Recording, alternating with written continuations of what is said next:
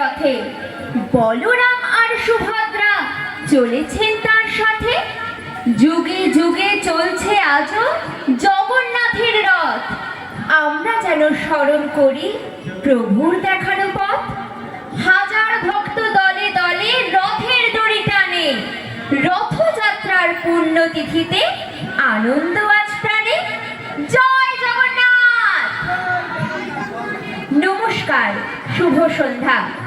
আজ রথযাত্রা উপলক্ষে আয়োজিত অনুষ্ঠানে আমি শ্রীনন্দর পরিবারকে সকলকে মঞ্চে নিয়ে চলে এসেছি। আপনাদের সকলের প্রিয় আমি মৌপর্ণা শ্রীনন্দর শিল্পীদের আবৃত্তি ও স্মৃতি নাটকের ডালি নিয়ে আজ আমি চলে এসেছি।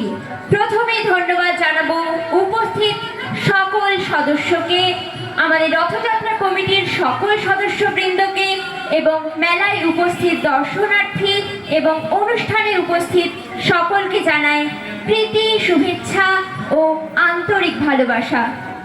বিশেষভাবে ধন্যবাদ জানাই আবারও রথযাত্রা কমিটির সকল সদস্যকে। আমাদের আজকের অনুষ্ঠানে উপস্থিত রয়েছেন আমাদের শ্রীনন্দর শ্রদ্ধেয় শিক্ষক শ্রী চিত্তরঞ্জন দাস মহাশয়, ওনাকেও আমরা প্রণাম জানাই। চলুন আর দেরি না করে আমরা চলে যাব অনুষ্ঠানের মূল পর্বে। আমাদের ছোটবেলার একটি সুন্দর স্মৃতি হলো গল্প শোনা। তবে এখন দেখার আমাদের মঞ্চে যে শিল্পীরা রয়েছে তারা গল্প শুনতে এসছে না শোনাতে এসছে।